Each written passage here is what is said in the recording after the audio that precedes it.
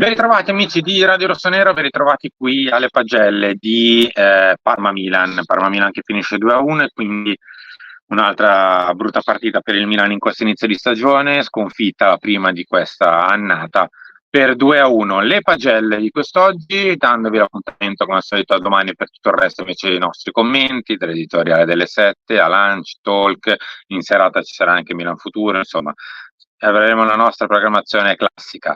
Detto questo, partiamo subito con le pagelle così che possiamo dare più tempo possibile ai voti dei singoli, perché qui questo facciamo, poi per un'analisi un pochino più comprensiva vi ridiamo appuntamento alle prossime puntate, diciamo così. Mike Maignan prende 6, in pratica è lo stesso voto che aveva preso con il Torino, parabile, quello con i 2 gol anche con il Parma sono frutto di 2 gol nati da 2 tiri praticamente a botta sicura o quasi degli attaccanti del Parma, sventa qualche volta degli 1 contro 1, fa quello che può, insomma. Milan prende 2 gol a partita, ma non è mai colpa del portiere, qualcosa vorrà pur dire. Davide Calabria prende 4 perché credo che abbia sbagliato parecchio di quello che si poteva sbagliare. È vero, difendere sempre in un'inferiorità numerica, spesso 2 contro 1 non è semplice, dover difendere accentrandosi e poi dovendo correre allargandosi sul cambio di gioco non è mai semplice, però veramente la prova è quantomeno incolore sia dal punto di vista difensivo che da quello offensivo, non c'è veramente niente nella partita di Davide di ieri. Se alla fine tiriamo una linea non c'è proprio nulla, e da quello che è il capitano della squadra ci si dovrebbe anche aspettare una sorta di scossa morale a una squadra che è in difficoltà anche da quel punto di vista, ma insomma non se ne esce neanche da quel punto di vista. 5,5 per Fikayo Tomori, che ha il merito quantomeno anche qui di non affondare, sono già 2 partite che comunque tiene più o meno botta, anche se meno bene rispetto con il Torino. Non ci sono grandi errori, ma nemmeno nemmeno una grandissima prestazione. Io capisco, i 2 difensori centrali fanno una fatica tremenda a giocare, il loro voto è sempre inficiato dal fatto che difendere 1 contro 1 a campo aperto è praticamente impossibile per quasi tutti i difensori, o meglio si può fare, ma poi si va incontro al rischio dell'errore o semplicemente alla bravura dell'avversario, perché a volte basta che l'attaccante per una volta faccia un dribbling migliore rispetto ai 3 precedenti e tu sei saltato e il gol arriva. Però fin quando li esponiamo a queste figure. Pavlovic prende 6,5 per lo stesso identico motivo, è il voto più alto, non vedrete più di 6,5 che è il voto di Pavlovic. Non mi era piaciuta granché il suo approccio alla partita, però devo dire che praticamente per i restanti 60-70 minuti, tolto i primi 20, dove qualcosina aveva lasciato per strada, soprattutto nel duello con Bonini, poi ha fatto bene, anzi se non ci fosse stato lui probabilmente saremmo andati ancora più sotto. Per un giocatore all'esordio è un buon esordio, cioè, non voglio esagerare onestamente con i complimenti oggi per una prestazione da parte della squadra che è ampiamente insufficiente, quindi va bene 6,5, va bene un applauso e poco più per tutti al massimo. 4 per Teo che è abbastanza riconoscibile sia per quanto riguarda la prestazione atletica, mi sembra che ne abbia veramente poca e ci può stare in questo periodo dell'anno, sia per quanto riguarda la prestazione mentale, e qui invece non c'è differenza tra uno che ha iniziato ieri e uno che ha iniziato un mese e mezzo fa, dovrebbe essere già ottimale. Anche il stesso discorso vale per Davide Calabria, dovrebbe essere uno dei capitani, è il vice di questa squadra, ma anche da lui non c'è una scossa mentale al gruppo che sia, anzi si fa spesso più di una volta trascinare da quello che è il mood generale della squadra. Così no, per uno che dei giocatori più importanti della squadra queste prestazioni non vanno. Poi ho visto che si fa notare il rientro lento nell'occasione del 2-1, è vero, il rientro è lento, così come è lento anche quello di gran parte del resto della squadra. Mi dispiace onestamente vedere un giocatore così dare delle prestazioni proprio a livello generale di basso livello. Reinders prende 5,5, non prende la sufficienza perché anche lui insomma, non ha fatto una grandissima prestazione. Per i centrali di centrocampo vale più o meno lo stesso discorso che per i centrali di difesa, abbandonati lì in mezzo al campo nel nulla cosmico della nostra fase difensiva. Capisco che si possa fare fatica quando i nostri 2 o 3 davanti provano a fare una pressione disorganizzata. Tu ti ritrovi con 40-50 metri di campo da coprire, vale per lui, vale per Musa, vale per Fofana tra poco nel voto, vale per tutti quelli che giocano lì. Se avete magari fatto 2 tiri a palla e avete giocato lì in mezzo, sapete che giocare con tanto campo da coprire è una fatica tremenda e lo possono fare in pochissimi, chi magari ha grandissimi polmoni e fisico. 5 per Yunus, che prende mezzo punto in meno rispetto a Renders, perché Renders comunque qualcosina davanti l'ha fatto, tra quel tiro cross e la traversa, qualcosa aveva messo insieme. Yunus non era neanche partito male, però in abisso, anche perché come lui stesso ha detto non sapeva nemmeno se andare a far pressione o restare.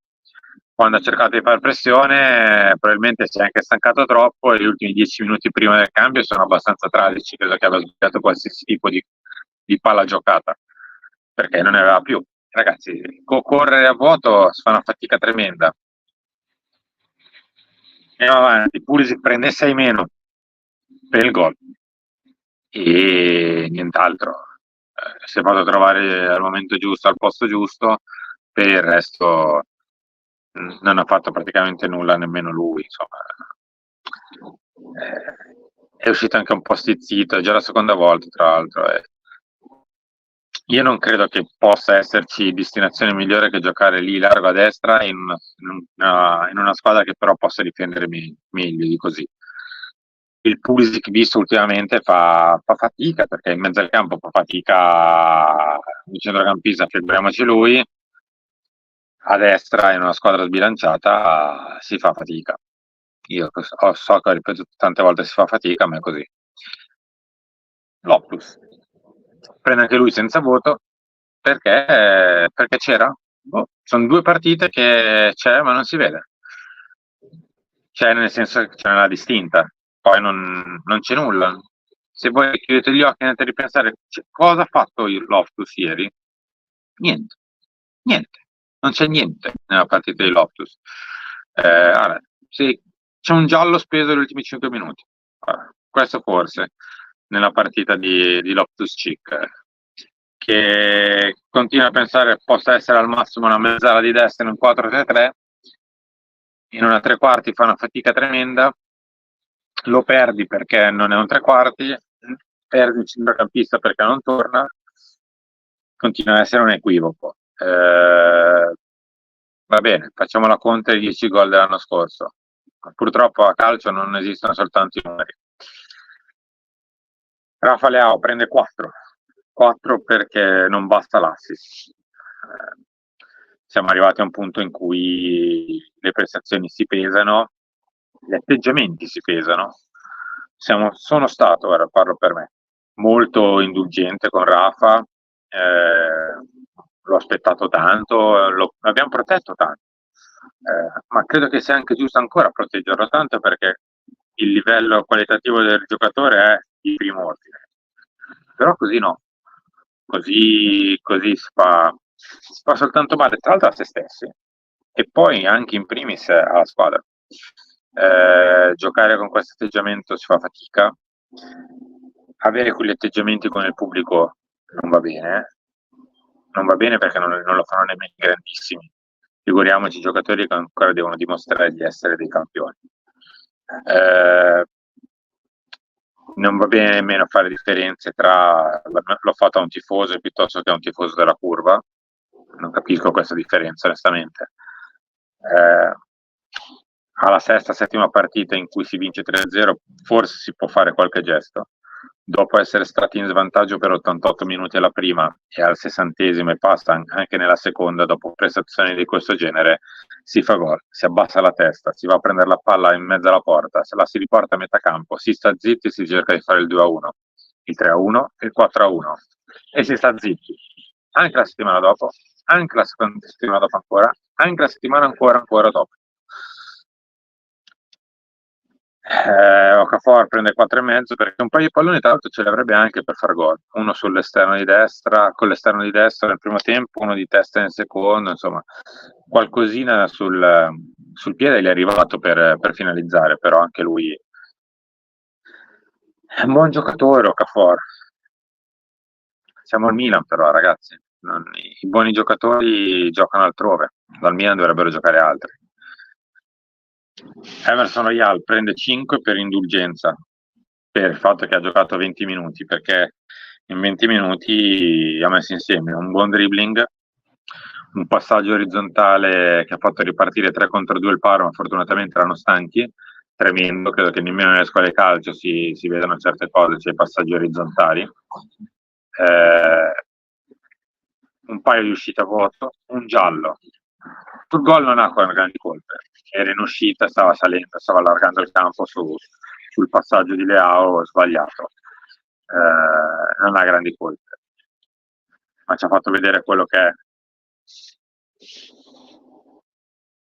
Andiamo avanti, evito di dire niente. Fofana prende 6 perché invece lui sì, in 18 minuti qualcosa di quello che può essere ci ha fatto vedere in positivo. È un buon giocatore, credo che la partita di ieri un po' l'abbia dimostrato, ne ha poca ancora nelle gambe, pochissima, ha provato un po' di volte a strappare, non è partito proprio sugli appoggi, fa ancora tanta fatica fisica. Ora, usciamo un secondo dall'equivoco, se pensiamo che con Fofana in campo al 100% della forma il Milan performi, no, perché è uno, che non può fare la piovra a tutto campo, perché non può tappare le falle, perché non può correre per 90 minuti coprendo 40, 50, 60 metri di campo, non esiste. È il modo di difendere del Milan che deve cambiare, non basta Fofana, assolutamente, ma non ne basterebbero nemmeno 2 di Fofana, ragazzi, cioè, giocare in mezzo al campo soffrendo di solitudine è per nessuno, non per Fofana, per nessuno. Però l'ho voluto premiare perché mi è sembrato un giocatore che ci possa fare del bene. Chiudo con il mister, non ho messo Jovic e Ciquese perché hanno giocato 5 minuti. Prende 4. Non so onestamente cosa dire. Perché nella conferenza prepartita ci fa sapere che ha letto la partita in un certo modo. Nella conferenza post ci fa sapere che ha letto la partita in un certo modo. La partita però viene giocata in tutt'altro modo. Quindi non so quale delle due. Uno, se prepara la partita e i suoi, diciamo così, ciò che viene preparato poi non viene messo sul campo. Però mi sembra difficile che una squadra sbrachi così completamente come ha fatto il Milan a Parma ieri. Non so se è in confusione dalle parole della post partita quando dice col Torino ho fatto X, oggi ho fatto Y, entrambe le volte abbiamo commesso errore e abbiamo sbagliato. Mi sembra una missione di non saper bene qual è in questo momento la ricetta per uscire dalla crisi. Avevamo bisogno di un altro tipo di allenatori, l'abbiamo detto tante volte, senza voler puntare il dito contro Fonseca, lui in generale, ma per la tipologia di allenatore Fonseca, il Milan aveva bisogno di un allenatore che in primis curasse la fase difensiva e in secundis, passatemi il termine, curasse la testa di questi ragazzi. Non è Fonseca probabilmente l'allenatore giusto, lo sapevamo già. Non so se sarà l'allenatore giusto anche per il prossimo futuro. Io spero che il mister possa riprendersi, ci possa far riprendere perché l'andazzo è veramente pericoloso, ma non tanto perché è un punto in 2 partite, il campionato ti fa giocare altre 36 volte, quindi non sono i punti in questo momento la cosa principale, è quello che si vede sul campo che fa abbastanza paura l'atteggiamento mentale dei giocatori, sia quando giocano che quando escono. l'atteggiamento tattico della squadra, di una squadra completamente sfilacciata, senza senso, spalmata per 70-80 metri. Non ha veramente senso di esistere una squadra così, tant'è che il Parma ci ha fatto 2 gol, per fortuna.